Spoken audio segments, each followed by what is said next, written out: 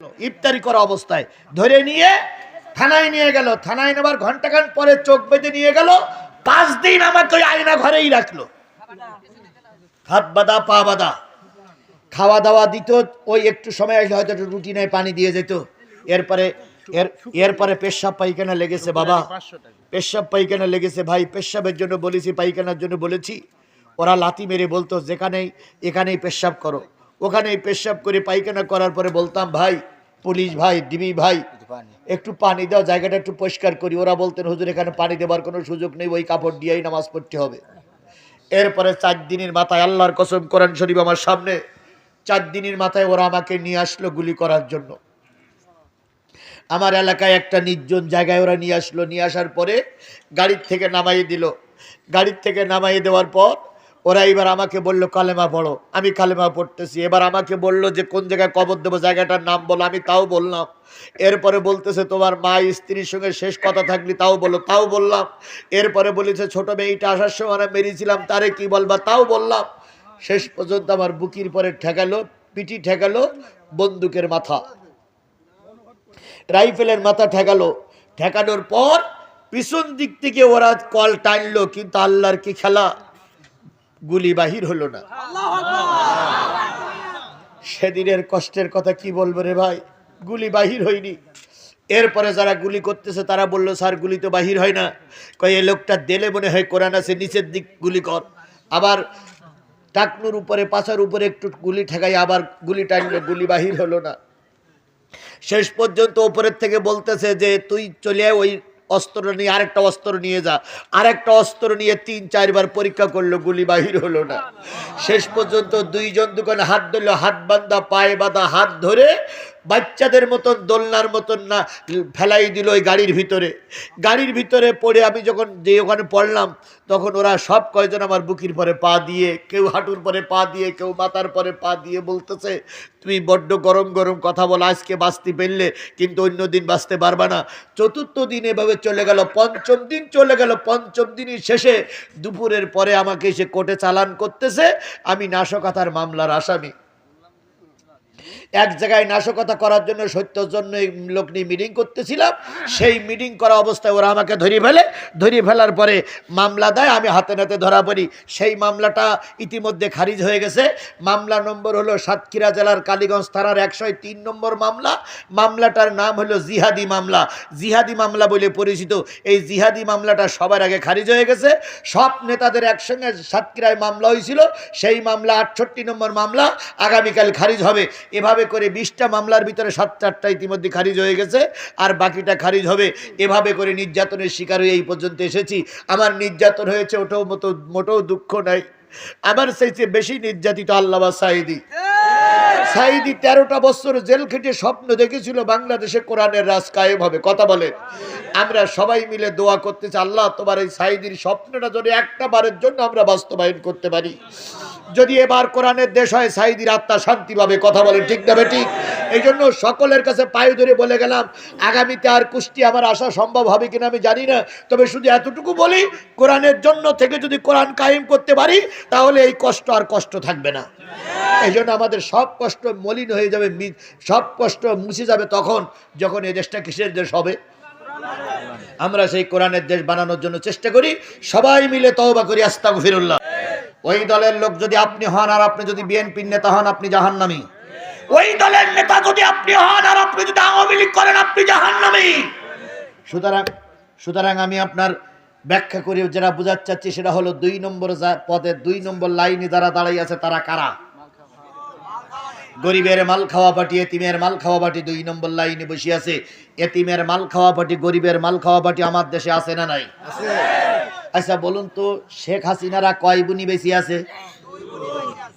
একটার নাম হযরত শেখ হাসিনা, আরেকটার নাম সম্মানিত শেখ রেহানা। এখন আপনারা বলতে পারেন হুজুর হযরত শেখ হাসিনা বলিয়া হযরত নাম রহমান করলেন না। জাতীয় সংসদে ওই জয়পুরহাটের এক এমপি বলেছিলেন যে মুজিবার হলো পীর বংশের লোক। সুতরাং শেখ হাসিনা পীর বংশের মেয়ে, এই জন্য শেখ হাসিনার পিছনে হযরত শব্দটা লেখা উচিত।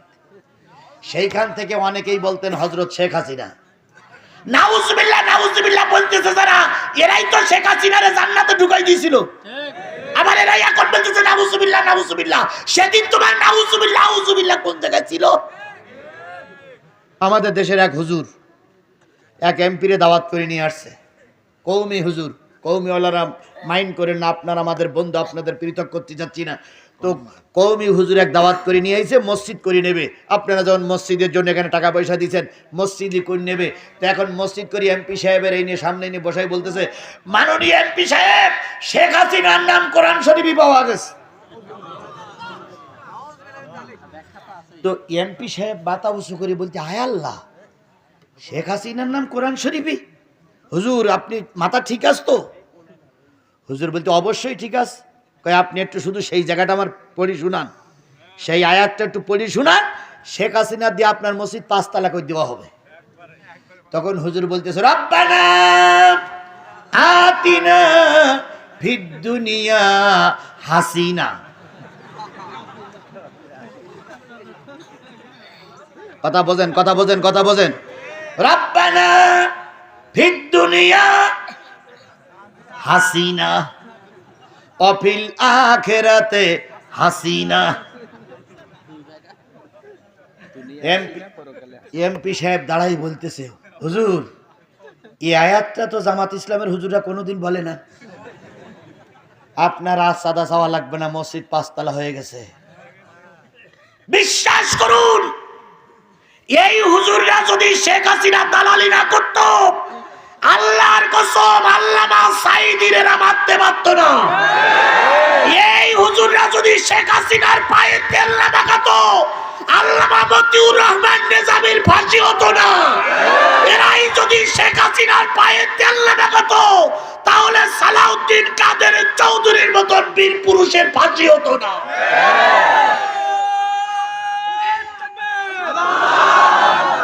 এই হুজুররা যদি শেখ হাসিনার পায়ে তেল না লাগাতো, 3 বারের প্রধানমন্ত্রী খালেদা জিয়া জেল খাটত না। খালেদা জিয়ার বাড়ি কারেন্টের লাইন তার কেটে দিয়েছিল এরাই, পানির লাইন কেটে দিয়েছিল এরাই, খালেদা জিয়াকে গোলা ধাক্কা দিয়ে এক কাপড়ে বের করে দিয়েছিল এরাই। সুতরাং এরা মীর জাফর, এরা জাতীয় বেঈমান। এখন ভারতের ওই পারের থেকে বলতেছে আমি টুস করে ঢুকে পড়বো, চট করে ঢুকে পড়বো, চট করে ঢুকে পড়বো, আর আমরা আঙুল চষবো, তাই না? আল্লাহর কসম, কোন দল ক্ষমতায় আসবে ওটা আমার জানার বিষয় নয়। বিএনপি আসতে পারে, জামাত আসতে পারে, ওটা আমার ক্ষমতা জানার বিষয় নয়। তবে আমার জানার বিষয়, কুষ্টিয়া মানুষকে শপথ দিতে হবে, যদি আবারও রাজপথে রাখতে হয়, আবারও রক্ত দিতে হয়, আবারও জেলে যেতে হয়, তবু এই ব্যক্তির বাচ্চা, বেঈমানের বাচ্চা, এই ফেরাউনের বাচ্চা আওয়ামী লীগকে এদেশে রাজনীতি করতে দেওয়া হবে না, হবে না, হবে না।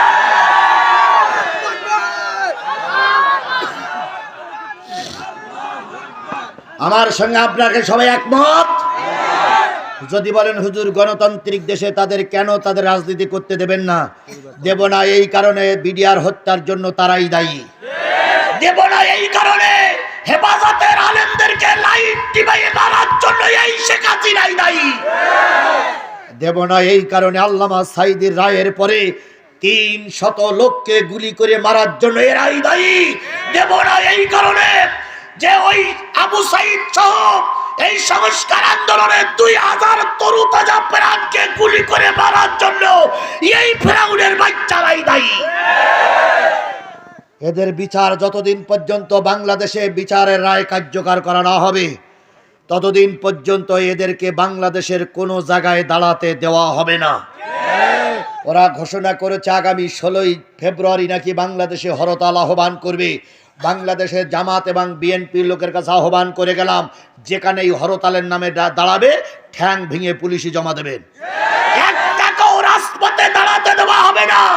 শেখ হাসিনাকে এই দেশে আর রাজনীতি করতে দেওয়া হবে না, হবে না, হবে না।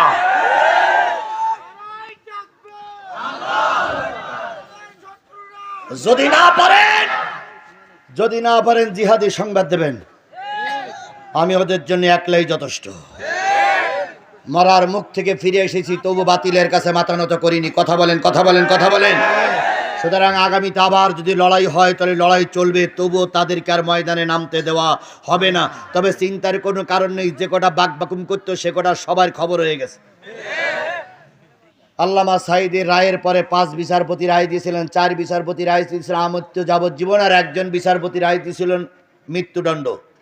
যে বিচারপতি রায় দিয়েছিলেন মৃত্যুদণ্ড সেই বিচারপতির নাম কি?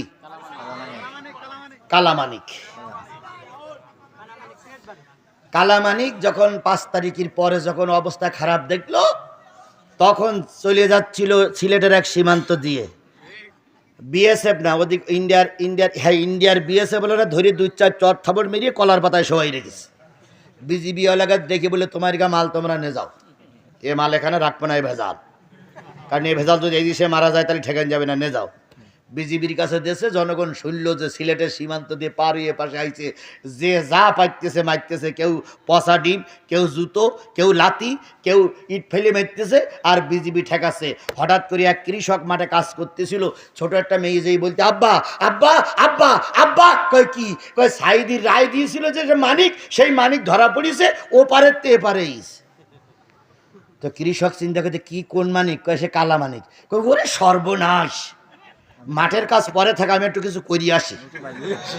এখনো কাসানে মেরিয়ে কাইস্তে হাতে করে নিয়ে সোজা এসে দেখে বিজিবি ধরে রেখেছে।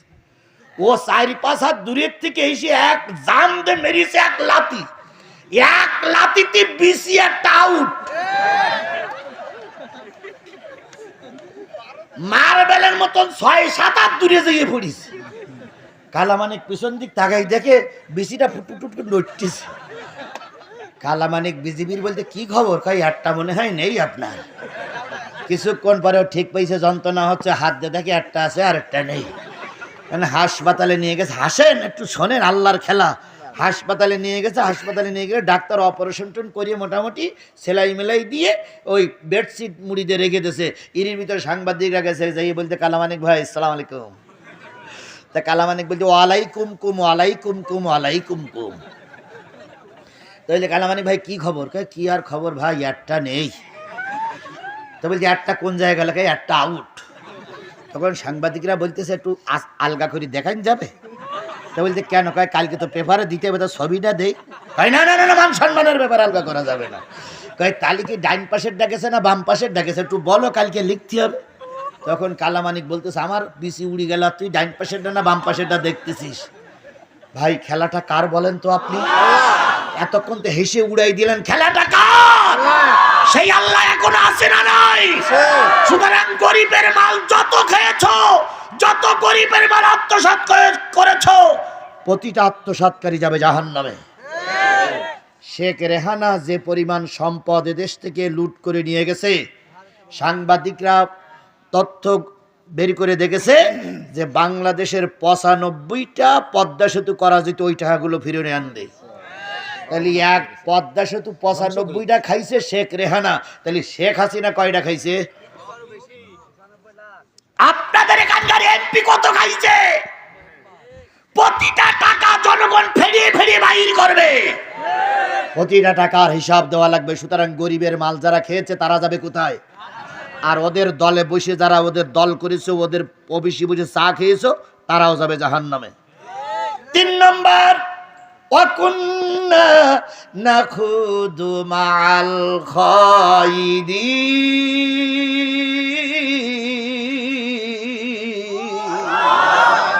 খুব গুরুত্বপূর্ণ কথা 3 নম্বরটা, খুবই গুরুত্বপূর্ণ কথা, খুবই গুরুত্বপূর্ণ কথা।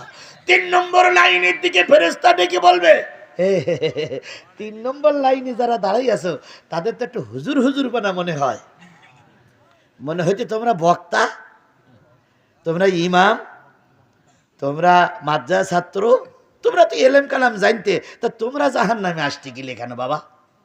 ওই 3 নম্বর লাইনের লোকগুলো বলবে আমরা ইসলাম জানতাম, কোরআন হাদিস আমরা শুনেছি, কিন্তু কোরআন হাদিসের কথা বলা হয়েছে দিন কায়েম করা ফরজ, এই দিন কায়েমের পক্ষে আমরা ছিলাম না। আমরা নামাজি ছিলাম, আমরা মাদ্রাসার পক্ষে ছিলাম, আমরা যাকাতের পক্ষে ছিলাম, আমরা রোজার পক্ষে ছিলাম, কিন্তু দিন আল্লাহর দিন আল্লাহর দুনিয়ায় কায়েম হোক এটা তো আমরা ছিলামই না, বরং আমরা বিরোধিতা করতাম। আর সেই কারণে আমরা টুপিওয়ালা বক্তা হয়েও আজকে জাহান্নামের কাতারে দাঁড়িয়েছি। তাহলে বোঝা গেল যেই ইমাম, যেই খতিব, যেই মুয়াজ্জিন, যেই মুহতামিম, যেই প্রিন্সিপাল, যেই বক্তা দিন কায়েমের পক্ষে থাকবে না, ওই বক্তাও যাবে আল্লাহর জাহান্নামে। এ জাতীয় টুপিওয়ালা আমাদের দেশে আছে না নাই? আরো জোরে বলেন আছে না নাই? পানির ভিতর আগুন জ্বলে, পানির ভিতর আগুন জ্বলে, ঝড় বাতাসে নেবে না। খাজা বাবার মুরিদ হইলে নামাজ রোজা লাগে না। পানি গড় গড়াইয়া পড়তাছে, বাবা আমায় ডাকতাছে, আইরে মানিক আমার বুকে, বুকের ভিতর আছে প্রাণ, তার ভিতরে মেশিন গান, ভান্ডারি বাবা আমায় পাগল বানাইছে। এবার আল্লাহর কোরআনে যেন আল্লাহ বলতেছেন, ইয়া আইয়ুহাল্লাযীনা আমানু ইন্না কাসীরাম মিনাল আহবারি ওয়ার রহবান লা ইয়াকুলুনা আমওয়ালান নাসি বিল বাতিল ওয়া ইয়াসুদ্দুনা আন সাবিলিল্লাহ ওয়াল্লাযীনা ইয়াকনিজুনা আয-যাহাবা ওয়াল ফিদ্দাতা ওয়া লা ইয়ানফিকুনাহা ফি সাবিলিল্লাহ ফাবাশশিরহুম বিআযাবিন আলীম। আমার আল্লাহ রাব্বুল আলামিন বলেন, শোনো, তোমাদের ভিতরে একদল হুজুর আছে আর একদল পীর সাহেব আছে, এরা মানুষের মালগুলো অন্যায় ভাবে খায়, আর এরাই দিন কায়েমের বিরুদ্ধে ফতোয়া দেয়। এ জাতীয় হুজুর আর এ জাতীয় পীর আমাদের দেশে আছে না নাই? সারা জীবন এরকম দেখেছি, এক হুজুর আর এক হুজুরি সহ্য করতে পারে না। আওয়ামী লীগের লোকের কাছে দাওয়াত দিতে গেলে বলে, ও হুজুররা এখন ঠিক হয়নি, তোমরা ইসলাম কায়েম করবা কি করি? বিএনপির লোকেরা মঞ্চে দাঁড়িয়ে বলে, আরে বাদ দেন, হুজুররা এক হুজুর আর এক হুজুরি ফতোয়া দেয়, এরা আবার দিন কায়েম করবে কি করে? কিন্তু সুসংবাদ বাংলাদেশ জামাত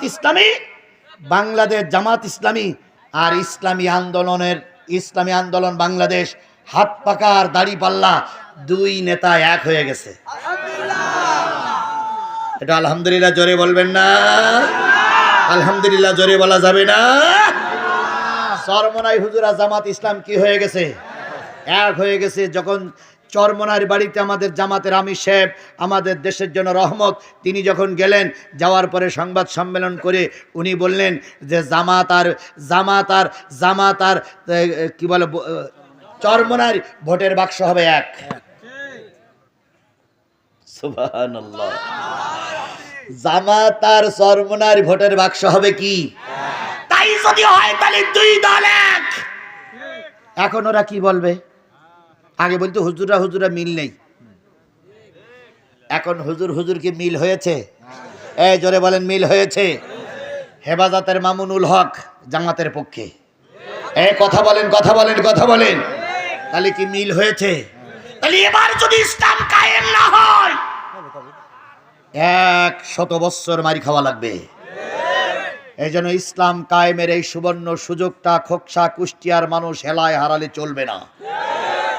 যেভাবেই হোক, যে কায়দায় হোক, কষ্ট পরিশ্রম করে হলেও ইসলামকে কাঙ্ক্ষিত জায়গায় নিয়ে যেতে হবে।